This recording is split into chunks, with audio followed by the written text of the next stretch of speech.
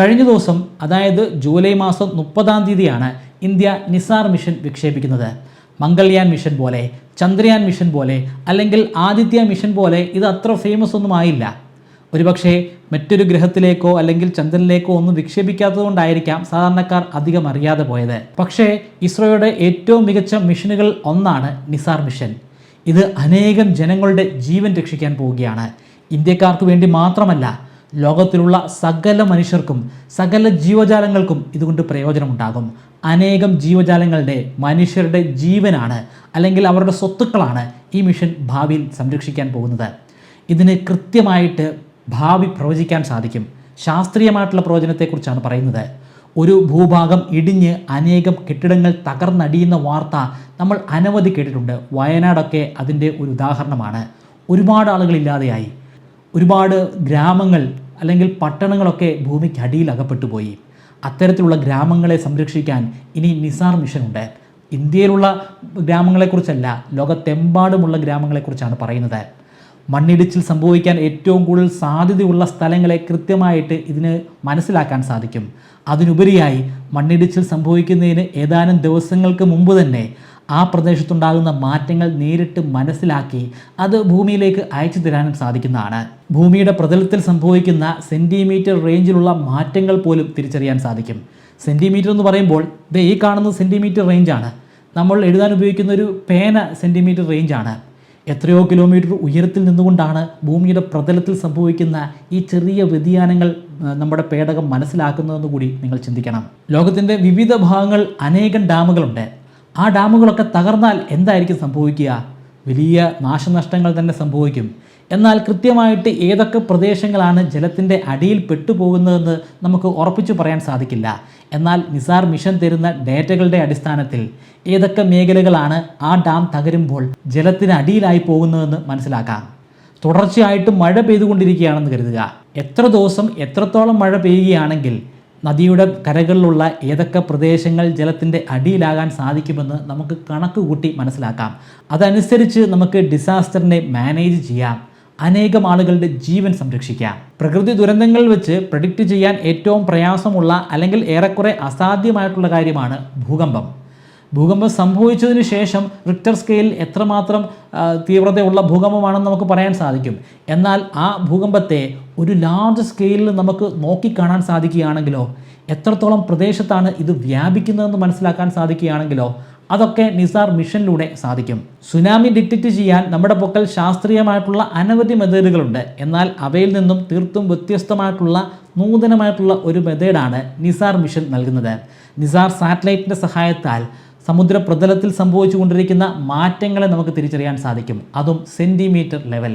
അത്തരത്തിൽ നമുക്ക് പെട്ടെന്ന് കാര്യങ്ങൾ മനസ്സിലാക്കാൻ സാധിക്കുന്നത് കൊണ്ട് തന്നെ സുനാമി മുന്നറിയിപ്പ് തീരപ്രദേശങ്ങളിലേക്ക് വളരെ വേഗത്തിൽ തന്നെ കൊടുക്കാൻ സാധിക്കും. ഇപ്പോൾ തന്നെ നമ്മൾ സാറ്റലൈറ്റുകളുടെ സഹായത്താൽ ചുഴലിക്കാറ്റുകളെ പ്രവചിക്കാറുണ്ട്. ചുഴലിക്കാറ്റ് ഉണ്ടായതിനു ശേഷം അത് ഏത് മേഖലയിലേക്കൊക്കെയാണ്, എത്രമാത്രം വേഗതയിലാണ് പോകുന്നതെന്നൊക്കെ പറയാൻ സാധിക്കുന്നുണ്ട്. എന്നാൽ അതിനേക്കാൾ കൂടുതൽ പ്രിസൈസായിട്ട്, വ്യക്തമായിട്ട്, അതിവേഗതയിൽ നിസാർ മിഷൻ ഈ ഡേറ്റകളൊക്കെ നമ്മളിലെത്തിക്കും. രാത്രിയാണെങ്കിലും, നല്ലപോലെ മഴ പെയ്യുന്ന സമയമാണെങ്കിലും, അല്ലെങ്കിൽ മൂടിക്കെട്ടിക്കിടക്കുന്ന അന്തരീക്ഷമാണെങ്കിൽ പോലും നിസാർ മിഷനെ അതൊന്നും ബാധിക്കുകയില്ല. കാരണം നിസാർ മിഷൻ ഉപയോഗിക്കുന്നത് മൈക്രോവേവ് തരംഗങ്ങളാണ്. മൈക്രോവേവ് തരംഗങ്ങൾക്ക് ഇതൊന്നും ഒരു തടസ്സമല്ല.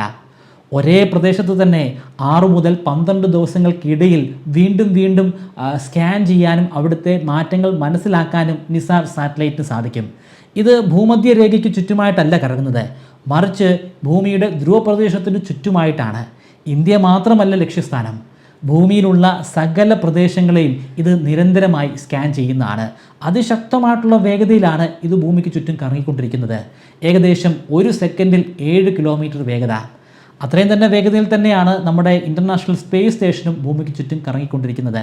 എന്നാൽ ഇൻ്റർനാഷണൽ സ്പേസ് സ്റ്റേഷനേക്കാൾ കുറേ കൂടി ഉയരത്തിൽ അല്ലെങ്കിൽ ഓൾട്ടിറ്റ്യൂഡിലാണ് നമ്മുടെ നിസാർ മിഷൻ്റെ, നിസാർ പേടകത്തിൻ്റെ സ്ഥാനം.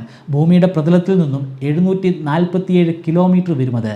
ഒരൊറ്റ ദിവസം കൊണ്ട് ഈ സാറ്റലൈറ്റിന് ഭൂമിയെ 15 തവണ വലം വയ്ക്കാൻ സാധിക്കും. ഒരൊറ്റ തവണ വലം വയ്ക്കാൻ ഇതിന് വെറും 96 മിനിറ്റുകൾ മാത്രം മതി. നിസാർ മിഷൻ അത് ഇന്ത്യയുടെ മാത്രം മിഷനല്ല, ഇന്ത്യയാണ് അത് വിക്ഷേപിച്ചത്. അതിൽ പകുതിയോളം വരുന്ന പേലോഡ് ഇന്ത്യക്ക് സ്വന്തവുമാണ്. എന്നാൽ ഇന്ത്യക്ക് പുറമെ നാസയും ഇതിലൊരു പ്രധാനപ്പെട്ട പങ്ക് വഹിക്കുന്നുണ്ട്. അതുകൊണ്ട് തന്നെ നിസാർ മിഷൻ അറിയപ്പെടുന്നത് NASA ISRO synthetic aperture radar എന്ന പേരിലാണ്. സിന്തറ്റിക് അപ്പാർച്ചർ റഡാറാണ്. ഇതിൽ 2 വ്യത്യസ്തമായിട്ടുള്ള മൈക്രോവേവ് ഫ്രീക്വൻസിയുടെ ബാൻഡുകൾ പ്രവർത്തിക്കുന്ന റഡാർ സാങ്കേതിക വിദ്യകളുണ്ട്. അതിൽ ഒരെണ്ണം അമേരിക്കയുടെ അല്ലെങ്കിൽ നാസയുടേതാണ്, മറ്റേത് ഇന്ത്യയുടേതാണ്. അമേരിക്കയുടെ പേലോഡ് എൽ ബാൻഡ് ഫ്രീക്വൻസിയിൽ വരുന്ന പേലോഡാണ്. അതുപയോഗിച്ചിട്ട് ഭൂമിയിലുള്ള ബയോമാസ് അല്ലെങ്കിൽ ഇവിടെയുള്ള മരങ്ങൾ, സസ്യങ്ങളെയൊക്കെ പഠനത്തിന് വിധേയമാക്കാൻ സാധിക്കും. ഭൂമിയുടെ പ്രതലത്തിലുണ്ടാകുന്ന വ്യതിചലനങ്ങൾ തിരിച്ചറിയാൻ സാധിക്കും. ഗ്ലേസിയേഴ്സിലുണ്ടാകുന്ന മാറ്റങ്ങൾ മനസ്സിലാക്കാൻ സാധിക്കും.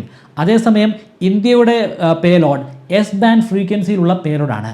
അതുപയോഗിച്ചിട്ട് പെട്ടെന്നുണ്ടാകുന്ന മണ്ണിടിച്ചിലുകൾ മനസ്സിലാക്കാൻ സാധിക്കും. പെട്ടെന്നുണ്ടാകുന്ന ഭൂമിയുടെ പ്രതലത്തിലെ വ്യതിചലനങ്ങൾ മനസ്സിലാക്കാൻ സാധിക്കും. അന്തരീക്ഷത്തിലെ മോയ്സ്ചറിനെ കുറിച്ച് പഠിക്കാനും കൃഷി ആവശ്യങ്ങൾക്ക് വേണ്ടിയും ഒക്കെ എസ് ബാൻഡ് ഉപയോഗപ്രദമാണ്.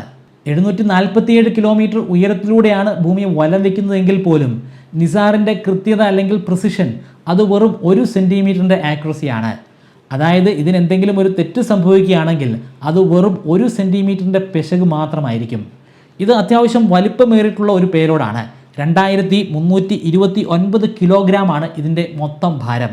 ഇതിൻ്റെ മൊത്തം ബഡ്ജറ്റ് 150 കോടി അമേരിക്കൻ ഡോളേഴ്സാണ്. ഇത് ക്യാപ്ചർ ചെയ്യുന്നത് 80 ടെറാബൈറ്റോളം വരുന്ന ഡേറ്റയുമാണ്.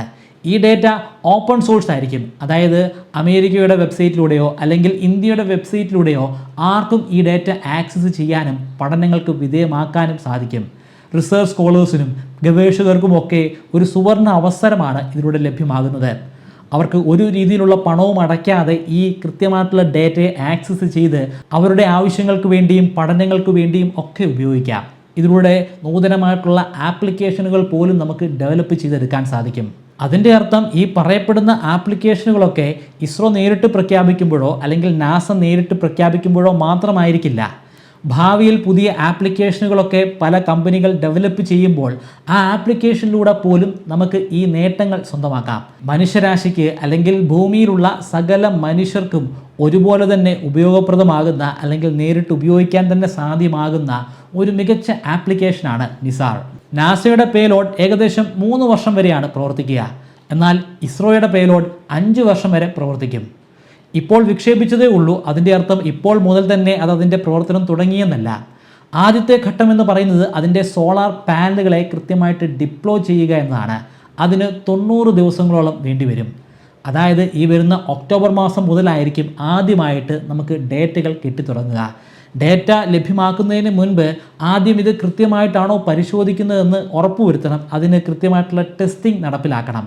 ആ ടെസ്റ്റിങ്ങിൽ ഇതിൻ്റെ ആക്യുറസിയിൽ ഉണ്ടാകുന്ന ഇറർ 1 സെൻറ്റിമീറ്റർ തന്നെയാണെങ്കിൽ ഉറപ്പിക്കാം ഇത് സമ്പൂർണ്ണമായിട്ടുള്ള വിജയകരമായിട്ടുള്ള ഒരു ദൗത്യമാണെന്ന്. നാസയുടെ എൽ ബാൻഡ് വിഭാഗത്തിൽപ്പെടുന്ന പേലോഡ് പൂർണ്ണമായിട്ടും വികസിപ്പിച്ചെടുത്തത് അമേരിക്കയിലാണ്. അതിനുശേഷം അത് ഇന്ത്യയിലേക്ക് ഷിപ്പ് ചെയ്യുകയായിരുന്നു. അതുപോലെ ഇന്ത്യയും പൂർണ്ണമായിട്ടും ഇന്ത്യയിൽ നിന്ന് തന്നെയാണ് ഇന്ത്യയുടെ എസ് ബാൻഡ് പേലോഡ് വികസിപ്പിച്ചെടുത്തത്. അതിനുശേഷം ഇത് രണ്ടിനെയും സമന്വയിപ്പിച്ച് ഇൻ്റഗ്രേറ്റഡ് ആയിട്ടുള്ള ഒരൊറ്റ സാറ്റലൈറ്റ് ആയിട്ട് വികസിപ്പിച്ചെടുത്തത് ഇന്ത്യയിലാണ്. ഇതിനെ വിക്ഷേപിച്ച് കൃത്യമായിട്ടുള്ള ഓർബിറ്റിലേക്ക് അയച്ചതും ഇന്ത്യയാണ്. ഇസ്രോയും നാസയും പരസ്പരം ഒന്നിക്കുന്ന ആദ്യത്തെ ദൗത്യമല്ല ഇത്. ഇതിനു മുൻപും പലപ്പോഴായിട്ട് നമ്മൾ ഒന്നിച്ചിട്ടുണ്ട്. അങ്ങനെ ഒന്നിച്ചപ്പോഴൊക്കെ ചരിത്രമാണ് ഇവിടെ സംഭവിച്ചത്. അതിൻ്റെ ഏറ്റവും മികച്ച ഉദാഹരണം 2008 ഇന്ത്യ വിക്ഷേപിച്ച ചന്ദ്രയാൻ 1 എന്ന ദൗത്യമാണ്. ആ ദൗത്യത്തിൻ്റെ ഭാഗമായിട്ട് അമേരിക്ക നിർമ്മിച്ച സിന്തറ്റിക് അപ്പർച്ചർ റഡാർ നമ്മൾ ഘടിപ്പിച്ചിട്ടുണ്ടായിരുന്നു. Mini synthetic aperture radar. അതിൻ്റെ സഹായത്താൽ നമ്മൾ ചരിത്രത്തിൽ ആദ്യമായി കൃത്യമായിട്ട് ചന്ദ്രൻ്റെ പ്രതലത്തിൽ ജലമുണ്ടെന്ന് കണ്ടുപിടിച്ചു. ചന്ദ്രനുമായി ബന്ധപ്പെട്ട് ഇനി ഒരുപാട് കണ്ടുപിടുത്തങ്ങൾ നടക്കുമായിരിക്കും. ചന്ദ്രനിൽ ഒരു വലിയ കോളനി സ്ഥാപിച്ചുവെന്നും വരാം. എങ്കിൽ പോലും ചന്ദ്രനിൽ ആദ്യമായി ജലത്തിൻ്റെ സാന്നിധ്യം കണ്ടുപിടിച്ചത് ആരാണെന്ന് ചോദിച്ചാൽ അത് ഇന്ത്യയും അമേരിക്കയും ആണെന്ന് തന്നെ പറയേണ്ടി വരും. അതിനിപ്പോൾ 100 വർഷം കഴിഞ്ഞാണെങ്കിലും 500 വർഷം കഴിഞ്ഞാണെങ്കിലും 5000 വർഷം കഴിഞ്ഞാണെങ്കിലും അങ്ങനെ മാത്രമേ ആർക്കും പറയാൻ സാധിക്കുകയുള്ളൂ. ഇന്ത്യയുടെ അഭിമാനമായ ആസ്ട്രോസാറ്റ് സ്പേസ് ടെലസ്കോപ്പിലും നാസ കൊളാബറേറ്റ് ചെയ്തിട്ടുണ്ട്. നിങ്ങൾക്ക് ഞാനൊരു 25 മെമ്മറി ട്രിക്കുകൾ പറഞ്ഞു തരാം. ആ ട്രിക്കുകൾ ഉപയോഗിച്ച് എത്ര കടുകട്ടിയായിട്ടുള്ള വിഷയങ്ങളും വളരെ ഈസി ആയിട്ട് നിങ്ങൾക്ക് പഠിക്കാനും ദീർഘനാളത്തേക്ക് നിങ്ങളുടെ ഓർമ്മശക്തിയിൽ സൂക്ഷിച്ചു വെക്കാനും സാധിക്കുന്നതാണ്. ഈ 25 മെമ്മറി ട്രിക്കുകൾ ബ്രൈറ്റ് കേരളൈറ്റിൻ്റെ വെബ്സൈറ്റിലും മൊബൈൽ ആപ്ലിക്കേഷനിലും ഇപ്പോൾ ഒരു കോഴ്സിൻ്റെ രൂപത്തിൽ പബ്ലിഷ് ചെയ്തിട്ടുണ്ട്. 3000 രൂപയാണ് കോഴ്സിൻ്റെ ഫീ. എന്നാൽ നിങ്ങൾ ഇപ്പോൾ രജിസ്റ്റർ ചെയ്യുകയാണെങ്കിൽ 20% ഡിസ്കൗണ്ട് ലഭിക്കുന്നതാണ്.